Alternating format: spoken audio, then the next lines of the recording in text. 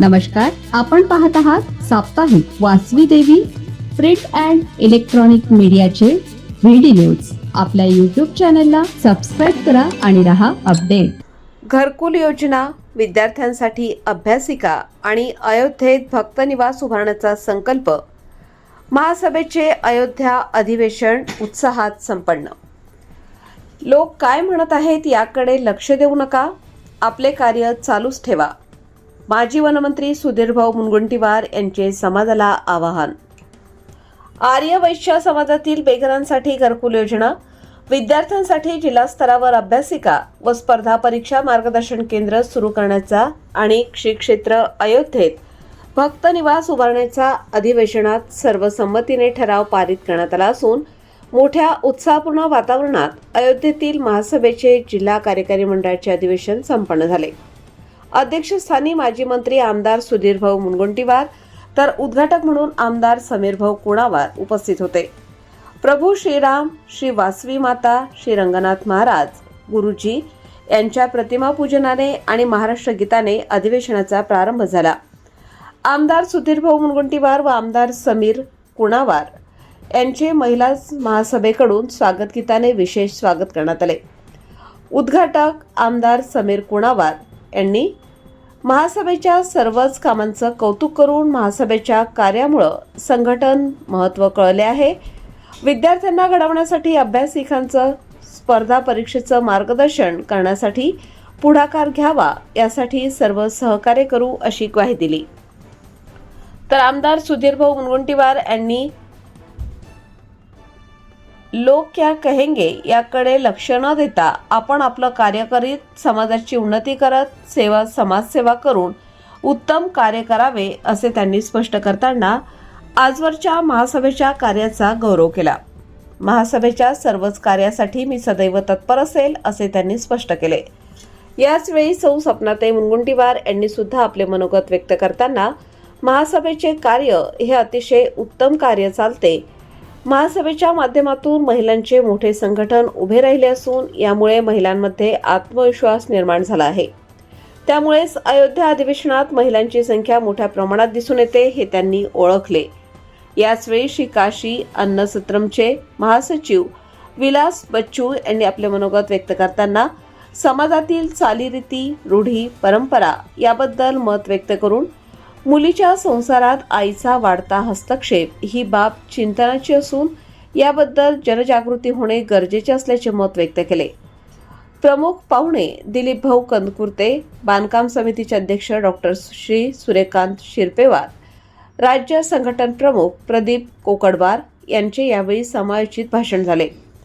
महासभेचे अध्यक्ष नंदकुमार गादेवार यांनी आजवर केलेल्या महासभेच्या सर्व कार्यांचा आणि सध्याच्या परिस्थितीत समाजामध्ये निर्माण झालेल्या एक विश्वासाच्या नात्याचा उच्चार करीत समाज बांधवांच्या सहकार्याने महासभा ही उंच शिखरावर पोहोचली असून ती स्वयंपूर्ण बनण्यासाठी उत्पन्नाचे स्रोत वाढवण्यावर भर दिला जाईल.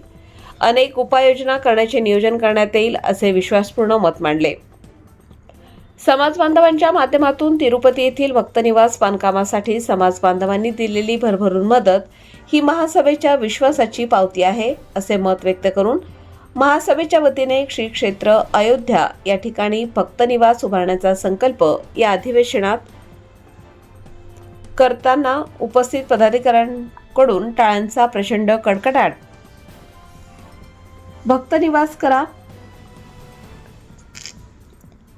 श्री क्षेत्र अयोध्या या ठिकाणी भक्तनिवास उभारण्याचा संकल्प या अधिवेशनात करताच उपस्थित पदाधिकाऱ्यांकडून टाळ्यांच्या प्रचंड कडकडाटात भक्तनिवास करा यावर श्री रामचंद्र की जय, जय श्रीराम अशा घोषणा देऊन ठराव मंजूर करण्यात आला. तसेच विद्यार्थ्यांसाठी प्रत्येक जिल्हा स्तरावर अभ्यासिका आणि स्पर्धा परीक्षा मार्गदर्शन केंद्र सुरू करण्याचा ठराव या अधिवेशनात मंजूर करण्यात आला. समाजातील गरजवंत अशा बेघर कुटुंबांना घरकुल उभारण्यासाठी योजना महासभेच्या माध्यमातून निश्चित करण्याचा ठराव संमत झाला. भक्त निवास, अभ्यासिका आणि घरकुल योजना यासाठी स्वतंत्र समितीची स्थापना ही यावेळी करण्यात आली.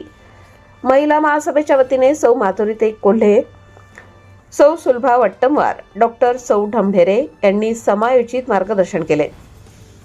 या अधिवेशनात प्रत्येक जिल्हाध्यक्ष, महिला महासभा जिल्हाध्यक्षांनी आपल्या जिल्ह्याचा आढावा सादर करून नवीन उपाययोजना, नवीन प्रकल्प याबाबत मत व्यक्त केले.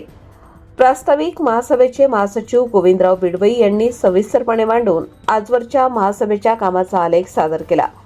अयोध्येतील अधिवेशन नियोजन समितीच्या सर्व सदस्यांनी उत्कृष्ट आयोजन व नियोजन केल्यामुळे त्यांचा यावेळी सत्कार करण्यात आला.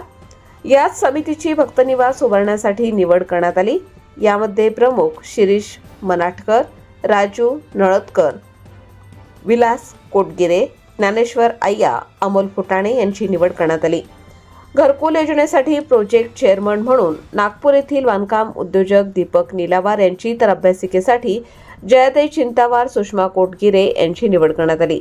अधिवेशनात गंगाखेड येथील महिला भगिनींचे स्वागत गीत कार्यक्रमाचे विशेष लक्ष ठरले. सौ सुरेखा कोकड यांनी समाजस्फूर्ती गीत सादर केले, तर सौ सुलभा वट्टमवार यांनी भावगीत सादर करून सभागृह मंत्रमुग्ध केले. राज्याच्या 20 जिल्ह्यातून जिल्हा पदाधिकारी व महिला पदाधिकारी मोठ्या संख्येने या अधिवेशनात सहभागी होते. अधिवेशनाच्या निमित्ताने समारोपाच्या दिवशी अयोध्येतील जानकी महल ते छोटी छावणी सत्संग भवनपर्यंत भव्य शोभायात्रा काढण्यात आली. त्यामुळे प्रभू रामचंद्रांच्या अयोध्येत पंढरी अवतरली होती.